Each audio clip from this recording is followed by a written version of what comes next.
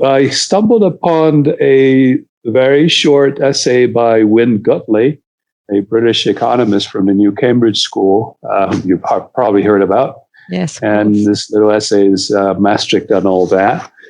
And it was an eye-opener for me because Wynne Gutley had, foreseen what was going to happen in the Eurozone. And Wynne Gutley led me to Rano Ray and his book on understanding modern money and his other book. And that was, when I was reading through that, suddenly everything started to make sense. One day, I'm sure MMT will be the mainstream. It will happen because, it just all makes so much sense. It's so common sense.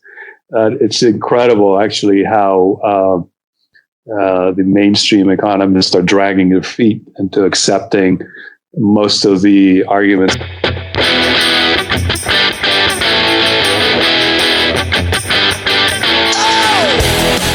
This is the MMT Podcast with Patricia Pino and Christian Riley. Hi, I'm Christian Riley and welcome to the Modern Monetary Theory Podcast. You can find us on Twitter at MMT Podcast, and you can support the show by going to patreon.com/MMT Podcast. For as little as $1 a month, you can get early access to all our episodes and patron-only episodes. A big thank you to all our patrons so far. This episode is part one of an interview Patricia did with Stuart Medina of Red MMT based in Spain, and there's a link to Red MMT in the show notes.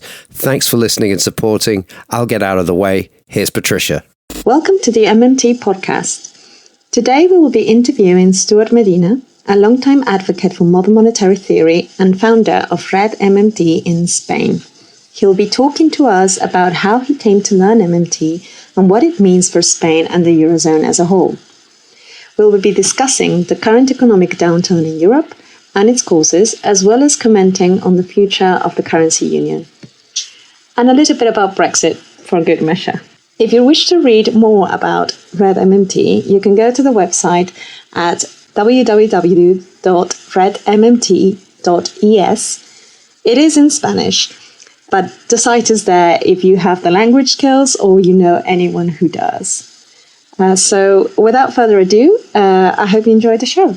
So welcome to the MMT podcast. We're here with Stuart Medina, who is an economist by degree, but who has been working for the private sector for quite some time. He is a strong MMT advocate and a founder of Red MMT in Spain. You were president as well. Is that right? Yes, that's correct. Yes. Thanks for the invitation, by the way. It's a pleasure to be with you again. So you and I met about 2 years ago, and it immediately grabbed me how strongly you advocated for MMT at a European level and with the context of the Eurozone and Spain. But it surprises me because you are an economist by degree at a time when MMT wasn't popular or heard of. So what brought you into MMT? How did you become an advocate for MMT?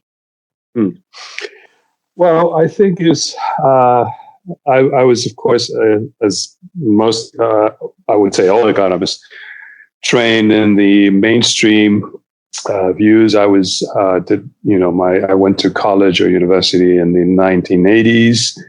It was the height of, or the heyday of neoliberalism. We were carefully, meticulously brainwashed by our teachers to believe in free markets, deregulation. How I very distinctly now remember professors saying that industrial policy was obsolete. And that we should abandon any notion of doing industrial policy because the private sector knew best and governments were inefficient, and that we had to close down and privatize every single public corporation. I was taught about rational expectations, et cetera, et cetera. So I was giving the whole, standard textbook education.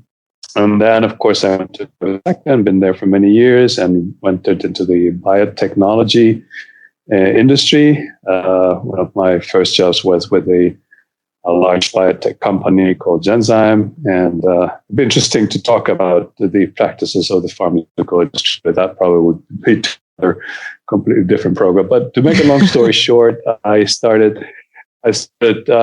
met some scientists who had an interesting project to cure retinal degeneration, a rare form of retinal degeneration, and we're trying to find a cure for that, and managed to raise some funds from both public and private sources. I have to say they got more money from the government than from venture capitalists, and it's interesting to point that out, I think.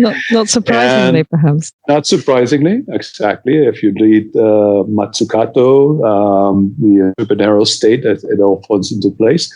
But if I recollect, I would say that guy raised about 5 million euros at the time, and 3 was certainly public grants, and the other 2 was, technically private, not really private, public, because behind that there was public money as well.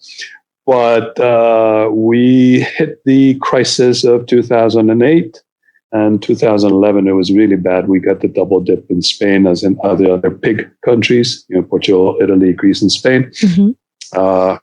The savings bank, which was a semi-public institution at the time, went bankrupt, and we fell after them, right? And so there was, your dream shattered, had to lay off everybody, file for bankruptcy, struggle economically for some time as well, and started asking myself some questions about what we had been taught at school, and started reading again things I hadn't read in many years. I reread Keynes's General Theory again, even read Krugman's Endless Crisis Now, a little short book.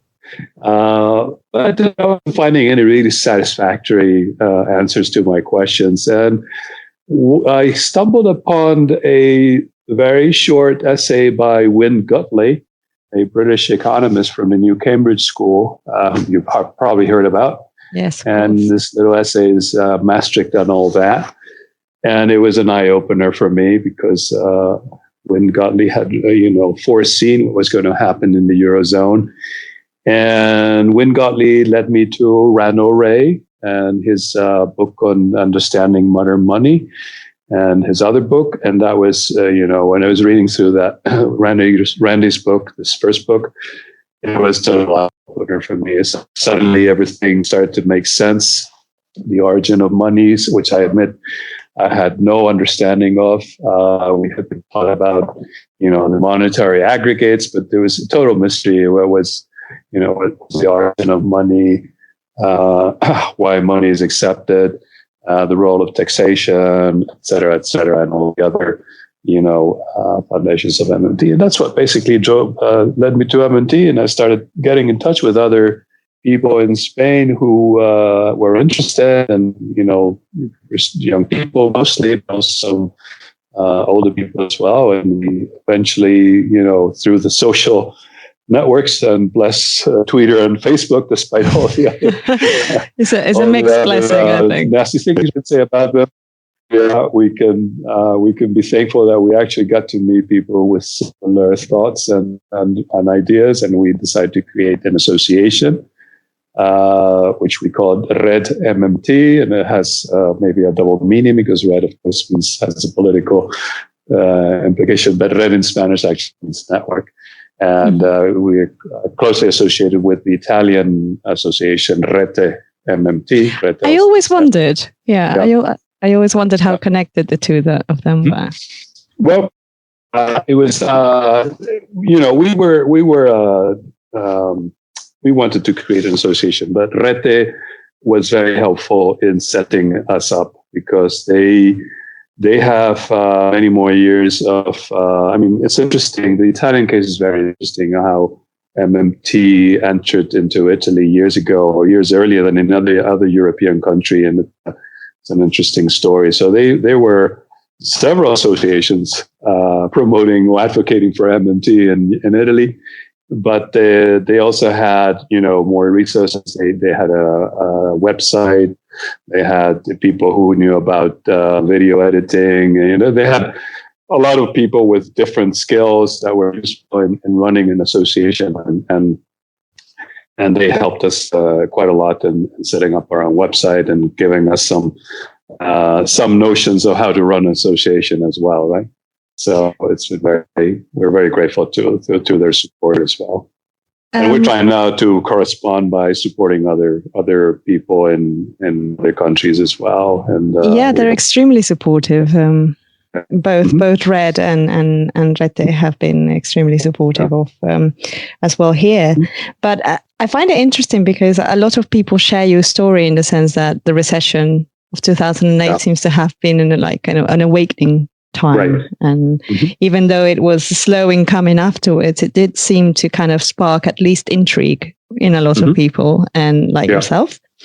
And then most people tend to be either Mosler or coming through Mosler's literature, or Bill Mitchell, or as well as Stephanie Kelton's. And I hear now you're a Mosler man. No, I wouldn't say that, because I've been reading. I found Randy Ray, but I very quickly discovered Bill Mitchell's blog, and it's been very helpful. I have to say that Bill Mitchell has done a tremendous task at disseminating and MMT, and I hate to think. I mean, I hate to think that, but obviously.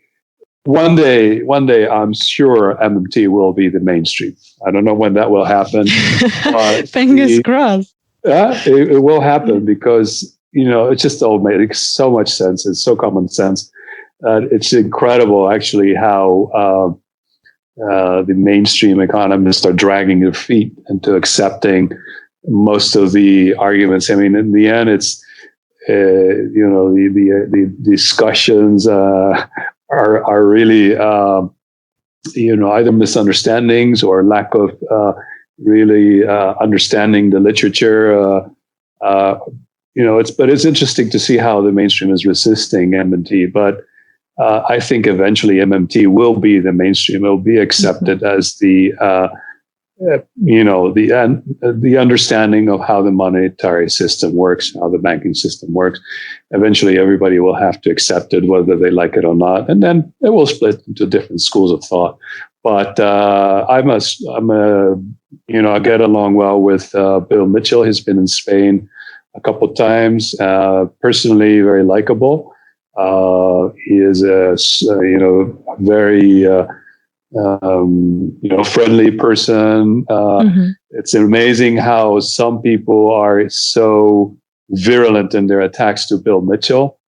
Well, he ruffles a few feathers, I know he does. He's just being honest about what he thinks. He just doesn't, as I say in Spanish, he doesn't bite his tongue. He just he believes in what he believes. He states it clearly, and I understand that his writings tend to be, say, aggressive, if you will. Well, on the other hand, when you meet him personally, I have to say that I only have kind words for him, because he's been splendid with us. Both him and his wife have been in Spain twice, and every time I had a splendid experience with him. And Warren Mosler is same. Likewise, he's been here in Spain once, and each time I sent him an email with questions, he's always responded very kindly. Both of them have been extremely supportive. I don't have good words for both of them. And Stephanie, I haven't had so much of a relationship. I just met her briefly at the MMT conference. Pavlina Cherneva is fantastic. She's been in Spain a couple of times as well, and she's been very dedicated. And the month before, we had a course in the University of Extremadura in the west of Spain. And she came over for a week. She stayed a week in Cáceres in the west of Spain, as in a summer course revolving around MMT, and she was splendid as well. So I only have kind words for all of them. Right. Yeah. I mean, I have nothing but praise for them all. I think what they're doing is extremely brave. But again, personally speaking, I've had more of a relationship with Bill Mitchell and as well Warren Mosler, who's come over here. But Bill in particular, perhaps Bill is quite close to the UK crowd. Yes. And I think, part of the reason is because he's quite close to, he understands Europe quite well. Yes. And as well as the US guy seems to be quite busy with what's going on. Yes. I think the nice thing to see, I think Bill has been very involved in European affairs, and his book Eurozone Dystopia, which I read too, and I helped to translate into Spanish part of the chapters. I didn't do the whole translation, but I'm a good friend of his Spanish editor Carlos, whom you met as well. Yeah. Bill's book, Bill's involvement in Europe has been, very, very distinctive of Bill's work. And influential. Right. And influential, yeah. He's been, as you know, very critical of the euro. I am very critical of the euro. It was my distaste for the consequences of the European Monetary Union that led me to read Bill's work in depth. And I have to say that I agree with most of what he thinks about the European Union and the European monetary system.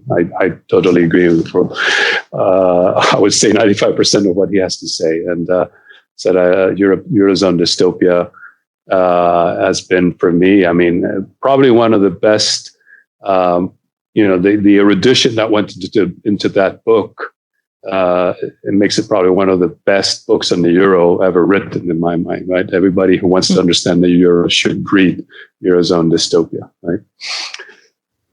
Right. Yeah. And so your kind of transition into MMT, of course, has the backdrop of the Eurozone crisis, which, so your kind of, to you, it was about understanding another level of not just of what monetary sovereignty means, perhaps, in a different way that, say, somebody who may have learned MMT in the States or in the UK, who are monetary sovereign countries, you have another layer of political kind of obstacles. Yeah. I actually begun reading about the euro before I discovered MMT, and I became very critical of the euro.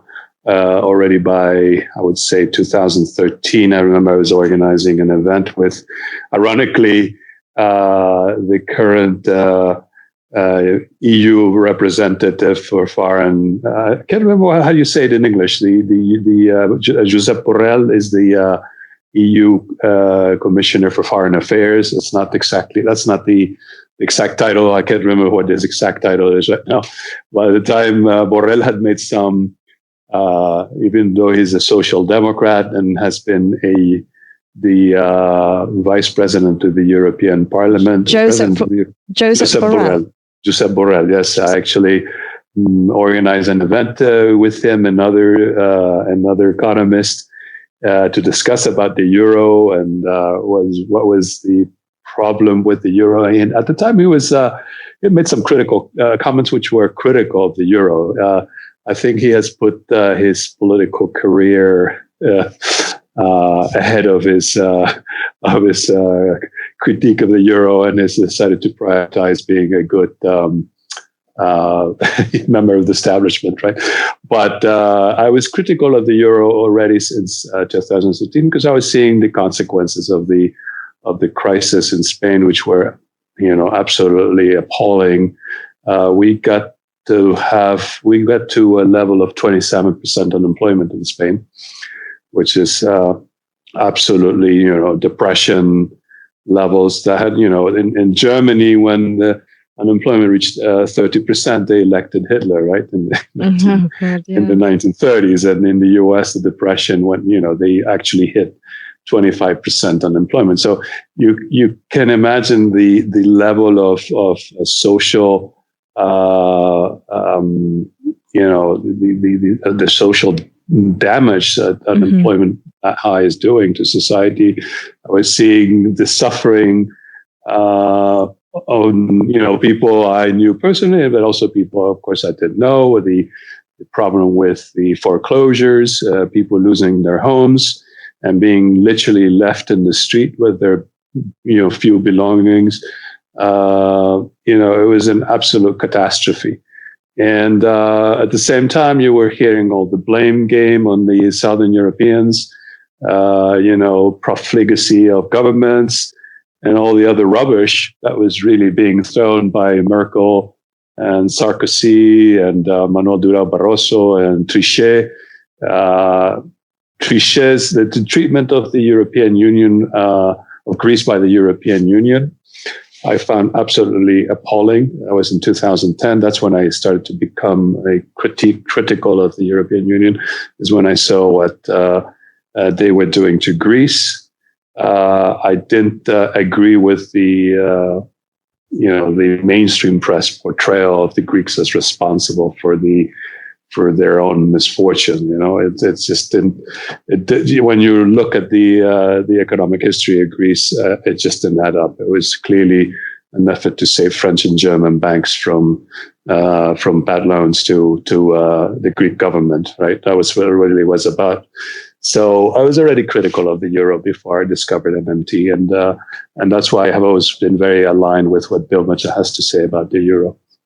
So you're saying that you kind of understood aspects of the Eurozone crisis before you got into MMT, and did MMT kind of made it all much clearer? Yeah, but before MMT, it was more around the story of the German mercantilism. And the sort of idea that German banks had financed real estate bubbles in Spain and Ireland, and it was more the standard sort of neo-Keynesian story that has been also explained to the public frequently. But that's how I, people like Dirk Bevo or people like Richard Koo from Nomura.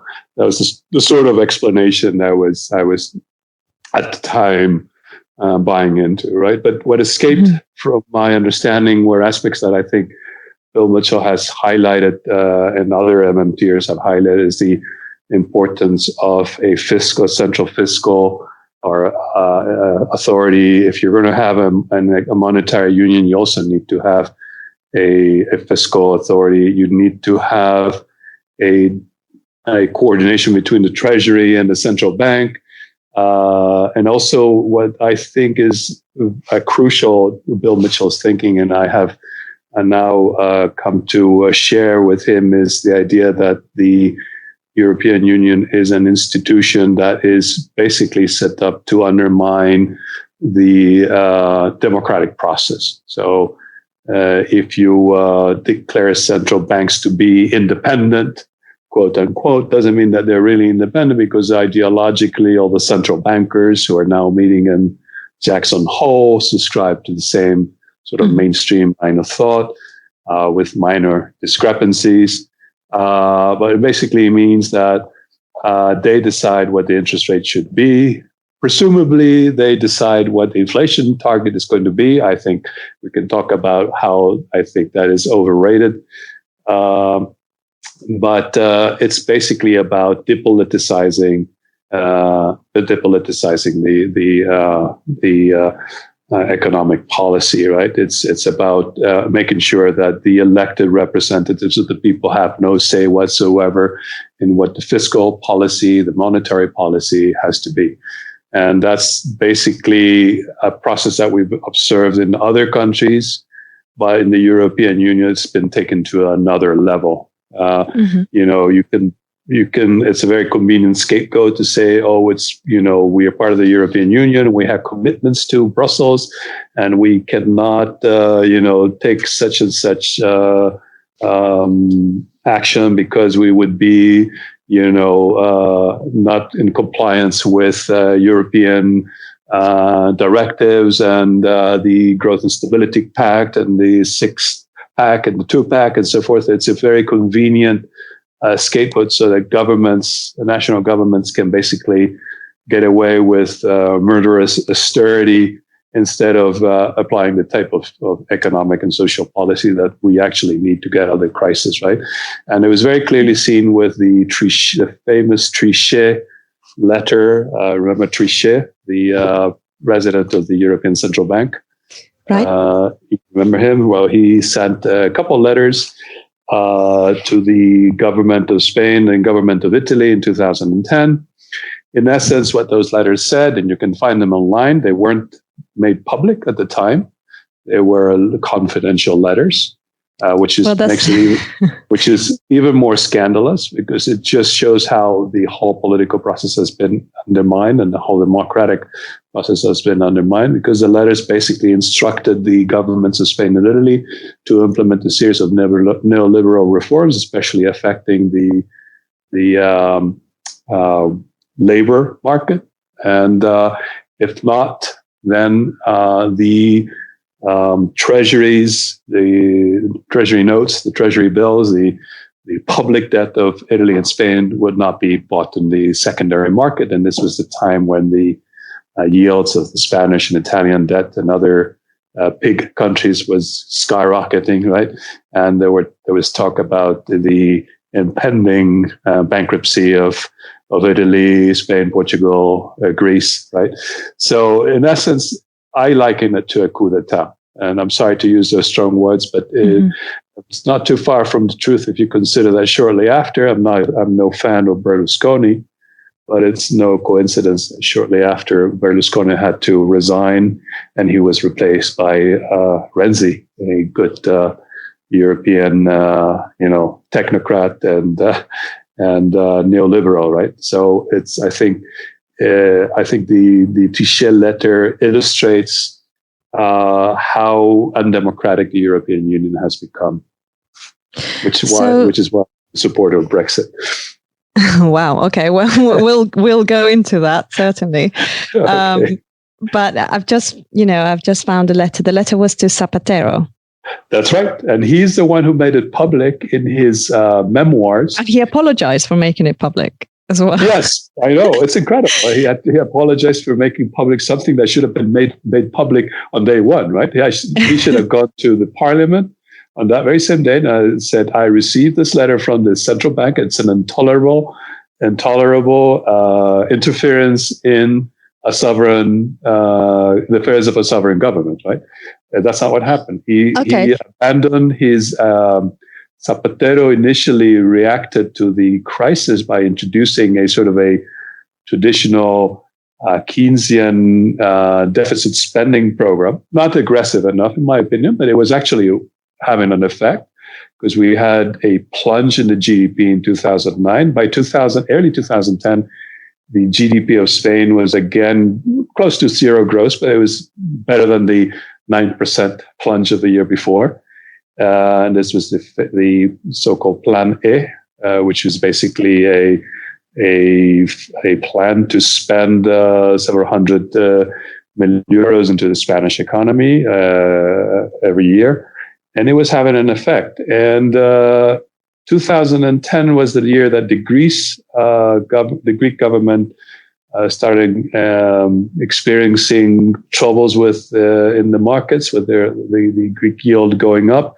That's when the European Union basically forced the Greek government to implement austerity. And it's also shortly after, I think it's 2011. I'm relying on my memory now. I think it was late 2010 when Zapatero gets this letter. Zapatero then abandons his expansionary fiscal policy and implements austerity, and that causes the collapse of his political party's electoral results in the elections of 2011. He introduces the golden rule into the Spanish constitution, which requires the government to have a balanced budget. So currently, by constitutional mandate, we have to, since we're not in crisis anymore, we should have a 0.4% primary deficit, which is absolutely ridiculous, because government, as you very well know, can run or sustain a surplus for a very long time without undermining the savings of the private sector. So it was sheer madness of the European Union. And what the consequence was that we were plunged into a second, even harsher and longer, protracted recession that led to an unemployment rate of 27%.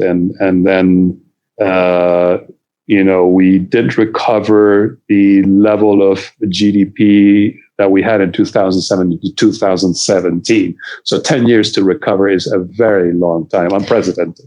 So I'm just going to read, because I've got sections of the letter here, but the letter basically says the government, that they're worried that the government is not taking steps to improve the functioning of the labor market, and they say the government should adopt exceptional measures to promote wage moderation in the private sector.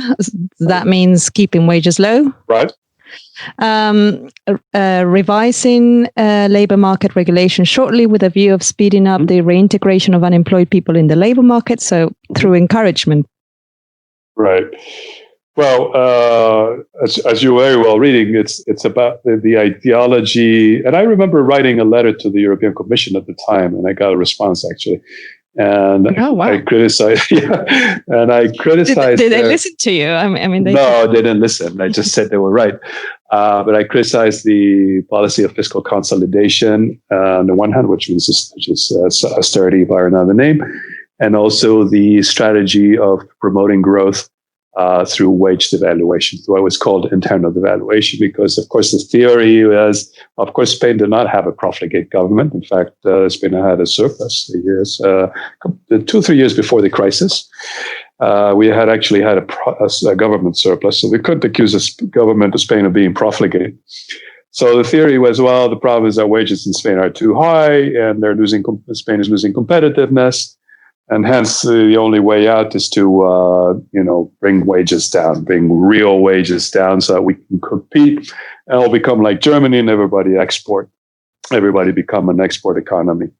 It's all be like Germany, yeah. Be like Germany, exactly. We all wanted to be Germans. The problem with Germany, of course, is that leads you to their mercantilist policies are not sustainable over the long term. There's so much that the world can take of mercantilist policies. And if someone is an exporter, somebody else has to import, right? Exactly. It's that simple. We cannot be all net exporters, especially when most of your industry was dismantled as a condition to join the European Economic Community. All your public corporations, all the industrial public, because we had a lot of publicly owned companies here in the 1960s and 70s. SEAT, for example, the automobile company, was set up by the state. A lot of the electric utilities, some of the steel companies actually had public ownership, and we had to sell those or dismantle them because they weren't profitable. So it's very hard to become a South Korea or a Germany if you don't have an industrial policy like South Korea has had. And it's very interesting to see the divergent paths of two countries like South Korea and Spain. I like to say that South Korea is Spain's twin in Asia, because we have the same population, more or less. We both occupy a part of a peninsula. We both experienced a right-wing military dictatorship in the past. And interestingly enough, we had similar levels of GDP per capita in the 1980s. South Korea was a little bit under Spain at the time. South Korea pursued an aggressive policy of aggressive industrial policy. And they developed an industry based, semiconductors, automobiles, shipbuilding, eventually cell phones, flat screens. That was all basically the South Korean state applying a very well thought out industrial policy. Spain abandoned any idea of industrial policy in the 1980s as a consequence of joining the European Economic Community at the time. That's what it was called, and then the institution then morphed into the European Union because it was, the heyday of neoliberalism. And interestingly enough, now South Korea has 3% unemployment and Spain has 14% unemployment today. They have a trade surplus, we have a trade deficit, et cetera, et cetera. So the second part of the letter goes into sustainability of public finances. The government should provide, in a clear manner, by action, its unconditional commitment to the achievement of its fiscal policy targets, irrespective of the economic situation. That's right. So whatever happens, the deficit goes down, or you keep fiscal balance. Okay, and the third one is product market reform, increase the competitiveness of the energy sector in order for prices to better reflect the cost of energy. Does that imply privatization? Well, here most of the electric utilities, Endesa was the largest and still is the largest electric utility in Spain, and it was once, many years ago, a public company. It's been sold out to an Italian energy company, which ironically is partly state-owned, if I'm not mistaken. So, but I would say production of energy was mostly private, even at the time. So I think it was just, the idea that you can turn a natural monopoly, such as energy production and distribution. It's a natural monopoly.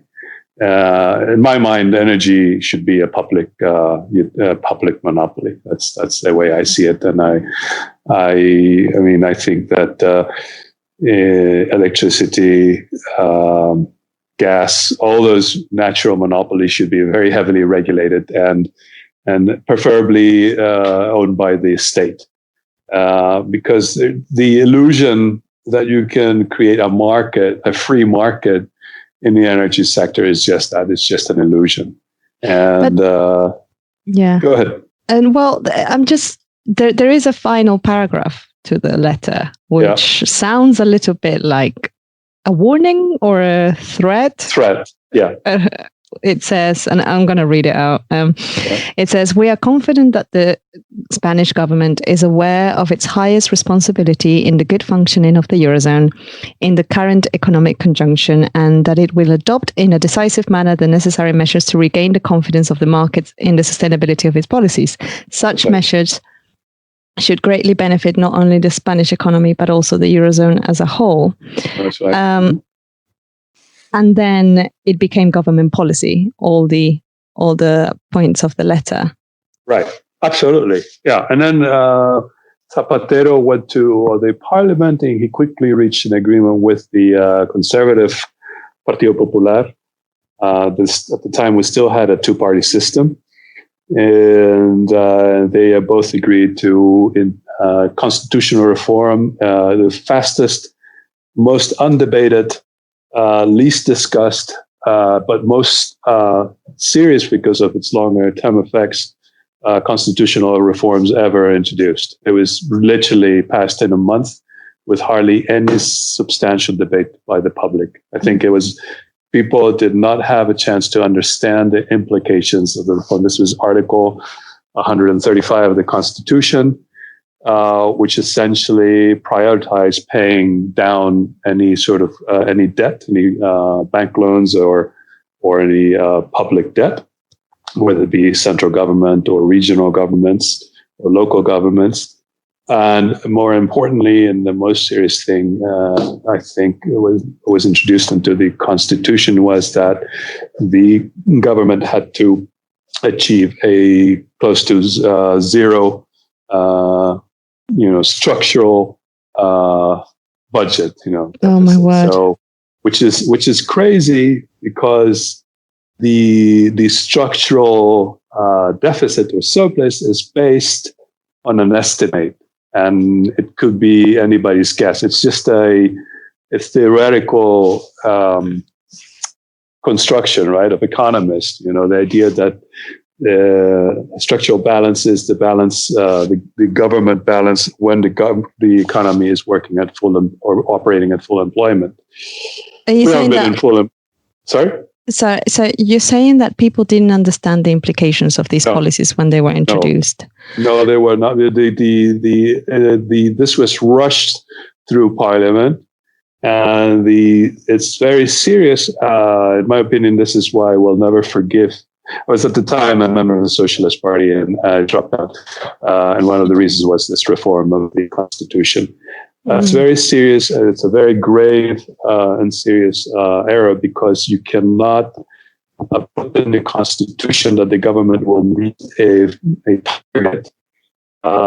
First of all, I disagree with the notion that you have to pursue a fiscal target, but more importantly, who's to say what the structural balance is? It's anybody's guess, and if you put three economists together, will come to completely different estimates of what the structural budget is, right, or the structural deficit is, because you have to start with. Is the structural balance the same as the fiscal deficit? Well, you have a fiscal deficit which corresponds to your business cycle, right? So when unemployment goes up, when you have a low business cycle, public spending will go up due to unemployment benefits, lower tax revenues. So they're called automatic stabilizers, right? And this deficit will inevitably enlarge when when you are straying away from full employment. And technically, when you go back to full employment, tax revenues will increase, spending will come down, and the budget deficit will become narrower. This is part of the business cycle. The idea is that if you are at full employment, that's what would be the structural, deficit. So it's called structural because it reflects the deficit that you would have under a situation of full employment. So if there is a deficit, it's because of the structure of the tax, the tax system and the spending included in the budget and so forth, right? So that's why it's called structural. So the idea is that if you're in full employment, that should be as close to zero as possible. This is standard New Keynesian sort of thinking, right? And neoliberal thinking that the government should run a surplus in the good times and save for a rainy day, right? That's the budget deficit when the good times. The problem is the definition of unemployment. What's the rate of unemployment that corresponds to full employment, right? And that's the notion that there's a natural rate of unemployment. Congresswoman Alexandria Ocasio-Cortez, I think, brilliantly, completely undermined in that hearing with Jerome Powell, the chairman of the Fed in Congress about a month ago. I don't know if you saw that. Yeah, I did. Hearing where she really just destroyed the notion of a natural rate of unemployment, right? Yeah, it was fantastic. She talked about Nauru, and Sure. She just said, I like the way she put it in the end, where she said, what implications do you think that we have been underestimating, the amount of unemployment that we could go down to. Right. Yeah, let's not forget the European Union uses Nauru, which is the non-accelerating inflation rate of wage. What was it? The non-accelerating wage rate of unemployment. Right. So the idea is that wages, if they grow, then they will have an impact on inflation. And the Nauru estimates for Spain were suspiciously trailing whatever the real unemployment rate was. So if we had 25% unemployment rate in Spain, the European Commission will publish a report saying that the Nauru for Spain was 25%. Right. So that means that your fiscal policy was still lax and had to be tightened. That was the implication systematically every year by the message coming from Brussels every year, and the central bankers as well. Okay, so it seems now, though, that kind of the chickens have come home to roost in a way. There is increasing talk of recession. Right. The German economy, despite doing everything right in the last couple of decades, apparently is not doing very well, and it's confusing. I mean, isn't Germany the the strongest economy in Europe? What's happening, do you think? Well, I think what's happening is that their model, which is based on wage contention, ever since they introduced the so-called Hartz reforms, the Hart 1, Hart 2, Hart 3, and Hart 4 reforms. What were those reforms about? Right. These were reforms introduced by the Social Democratic government of Schroeder in the, I guess, late 1990s. And I guess Germany had an anxiety about the fact that they were going to join the European Monetary Union, and they were going to lose the ability of maintaining an undervalued Deutschmark to promote their exports. So the response was to create a commission led by this guy named Haas, who is an executive of Volkswagen, who, by the way, was later sentenced to jail for, I guess, corruption or appropriation of funds. I can't remember what the exact reason was right now. Nice guy. Nice guy. But basically, these reforms set the tone for the future policies of undermining any sort of social benefits in Germany, wage contention, creating a new class of working poor, creating the concept of the mini job. I don't know if you've heard about the mini jobs, but these are very low paying wages, basically forcing people to give up any sort of unemployment benefit and accept whatever the market was willing to pay, right? So if they, accepting €400 a month wages, things which are absolutely ridiculous. And but you have basically no alternative and to take those sorts of jobs because they're not going to give you unemployment benefits if you don't take that type of job, right? So what those reforms did is that they made Germany ultra competitive, uber competitive, want to make it more German sounding. So they were subsidizing basically, private companies by, if they're giving benefits to somebody who then accepts very low wages. Yes, if I recall correct, my memory doesn't fail, because this was a few years ago. When the crisis started, Germans actually were paying companies to keep people on the payroll rather than letting them fire them. They just were subsidizing German companies to not fire anyone. And Germany has basically had this policy of wage contention, of being very competitive, and creating an enormous trade surplus, much larger than China's in terms of it's been close to 8.5% of GDP a couple of years ago, way in excess of what the European Commission considers I think the European Commission has set a limit of 6% of GDP. But of course, no sanctions have ever come through. Mm-hmm. And basically, and what's the implication of having it?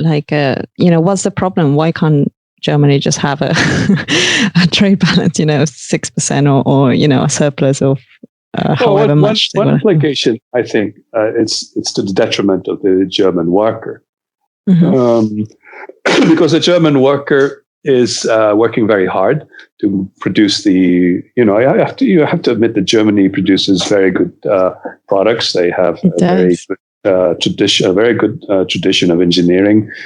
The automobiles are excellent, but all their engineering products have this Mittelstand, right? This middle-sized companies which are very successful and have not very high tech, but mid-tech companies with good quality products, with a long tradition of good quality products.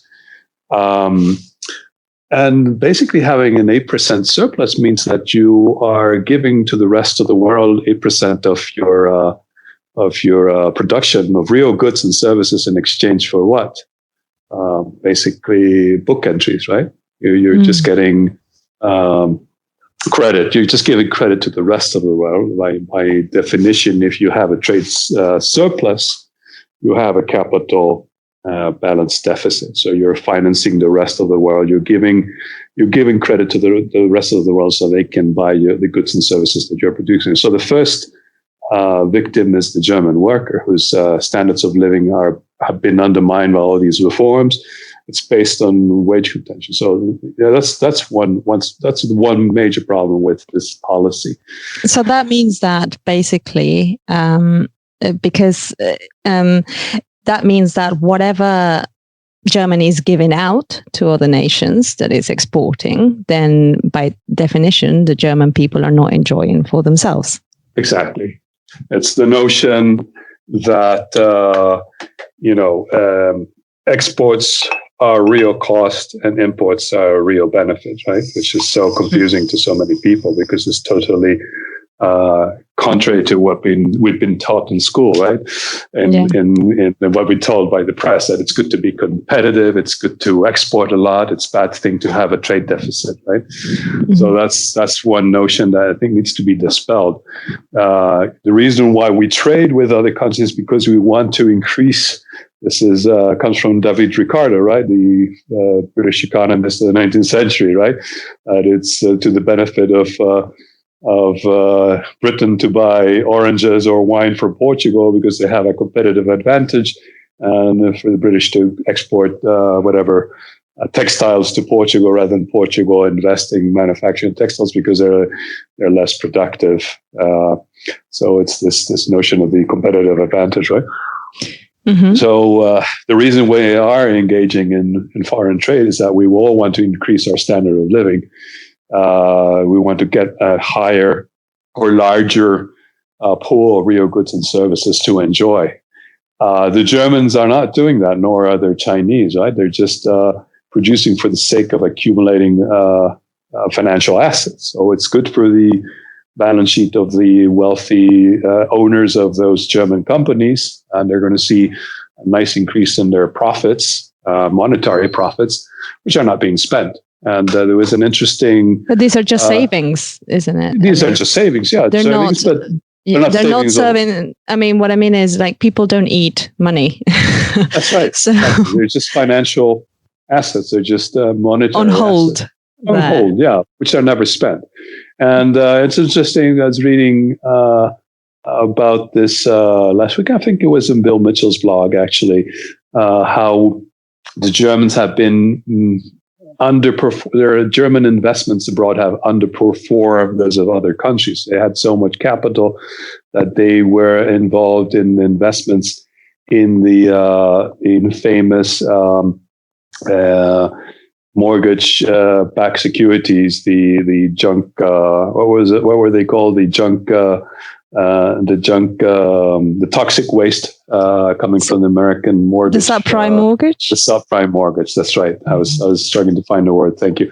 So one of the drivers of the subprime mortgage market was precisely the German banks, trying to find an outlet for their abundance of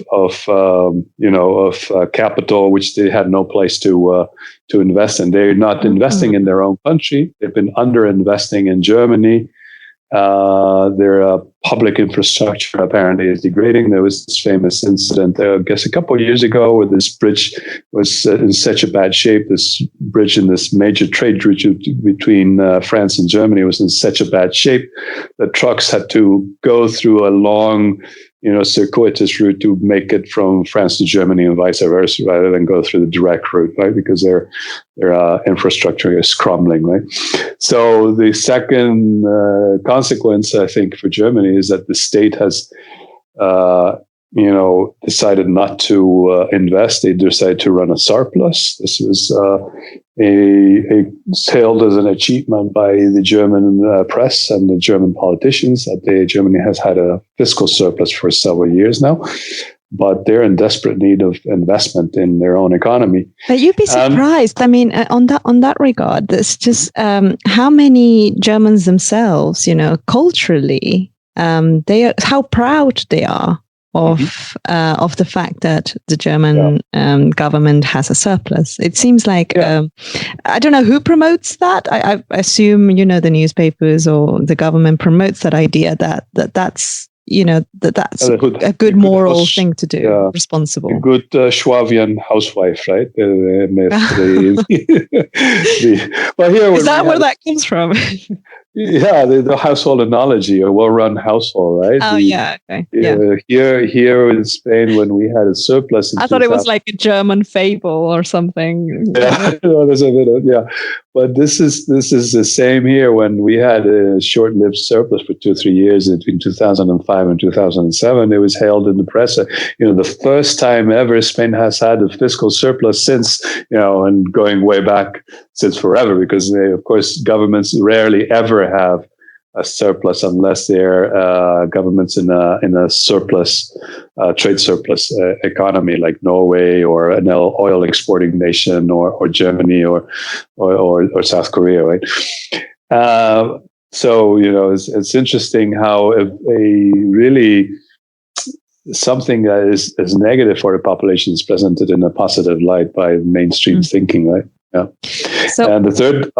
Of course, the third consequence has been the financial crisis throughout Europe, because we're receiving a lot of the funding through Spanish banks. The Greeks, same, likewise. In the case of Greece, it was lending to the Greek government. In the case of Ireland and Spain, it was lending. German banks were lending to Spanish banks, who in turn were financing the crazy real estate bubble that we went through here in the early part of the 21st century. So here, it got to a point where they were building practically 700,000 homes a year. Prices were doubling, and it led to a very rapid deterioration of the balance sheet of households in Spain. And eventually, of course, it all burst in the year 2008, 2009 when the subprime market collapsed in the US and the Lehman Brothers collapsed. And here, of course, Spanish banks stopped lending, and it led to a complete this lending and meltdown. Just lending disappeared in Spain overnight. It was absolutely crazy, and it was German banks who were providing the funds behind behind this crazy real estate bubble. So there are financial implications in sustaining these very large trade surpluses over time for the countries that are receiving the funding, and it was really one of the main factors behind the Eurozone crisis. So basically, what's happening is Germany is exporting a lot of its physical wealth out to the other countries. Mm-hmm. That's impoverishing people in Germany in two ways. One, they're not enjoying the produce of their own making. Right. And two, they are increasingly relying on low wages in order to maintain the levels of production. Of course, it's a very stratified job market, and there are people who are making nice wages, but then there are lots of people who are not, right? Are being left out. A lot of inequality. Especially in Eastern Germany, right? And it might explain the rise of the Alternative for Deutschland, the far right. The extremes, political extremes that are rising. Exactly. Yeah. And thirdly, once people are becoming impoverished, obviously comes in credit to fill in the gap in demand, or wages do not grow, so you have credit filling in the gap, right? This is exactly. That's a correct description, I think.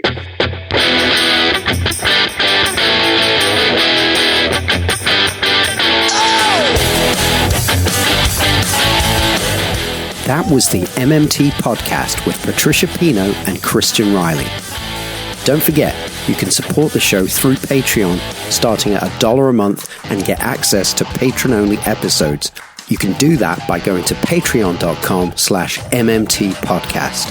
You can also find me on Twitter at MMT podcast, and you can find Patricia on Twitter at Patricia N. Pino, and you can email us at mmtpodcast@outlook.com. Thanks for listening, and we hope to hear from you.